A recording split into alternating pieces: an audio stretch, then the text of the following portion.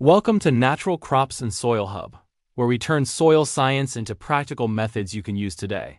If you have been throwing raw wood ash directly onto your garden beds, I need to stop you right there, because there is a very good chance you have been locking nutrients away rather than releasing them. Raw ash carries a pH between 9.0 and 11.0.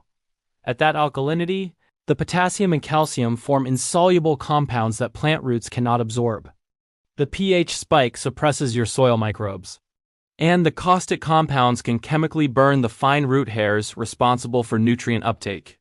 Today, we are fixing that problem permanently.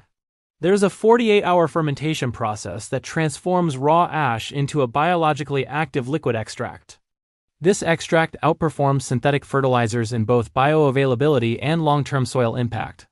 And the trigger costs pennies and is probably already in your kitchen. When raw ash contacts moist soil, the calcium oxide reacts with water to produce calcium hydroxide, slaked lime, a strongly caustic compound. At pH 8.0 and above, phosphorus solubility drops to its lowest point. Calcium and phosphate ions combine to form essentially insoluble precipitates. Iron, manganese, boron, copper, and zinc all become increasingly unavailable. The microbial damage compounds the nutrient lockout. The fermentation we are covering today compresses natural weathering into 48 hours, same mineral benefit. Zero caustic damage. When ash is combined with water and a carbohydrate energy source, naturally present lactic acid bacteria begin fermenting and producing lactic acid. That lactic acid progressively lowers the pH, converting caustic calcium hydroxide into calcium lactate, a compound far more soluble and biologically gentle. It also dissolves mineral bonds, releasing potassium, calcium, and magnesium into the solution in the ionic form that plant root membranes absorb directly. Source hardwood ash only, from oak, hickory, or maple. No treated timber or painted wood. Allow the ash to cool completely before use. Combine 2 tablespoons of cooled ash with 1 liter of dechlorinated water. Add 1 tablespoon of unsulfured blackstrap molasses as the trigger. Stir the mixture for 2 full minutes. Ash is initially hydrophobic and requires sustained agitation to wet completely and distribute evenly.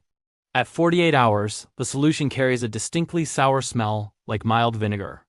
The color has deepened from pale gray to amber brown. Dilute to 1 part extract in 10 parts water for soil drench, or 1 part in 20 for foliar spray.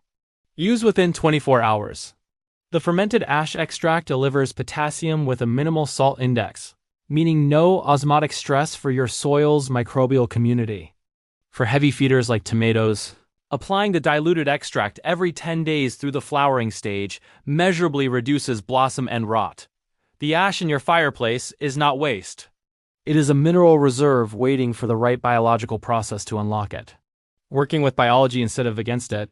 Hit subscribe to turn what you throw away into the most powerful tools in your garden.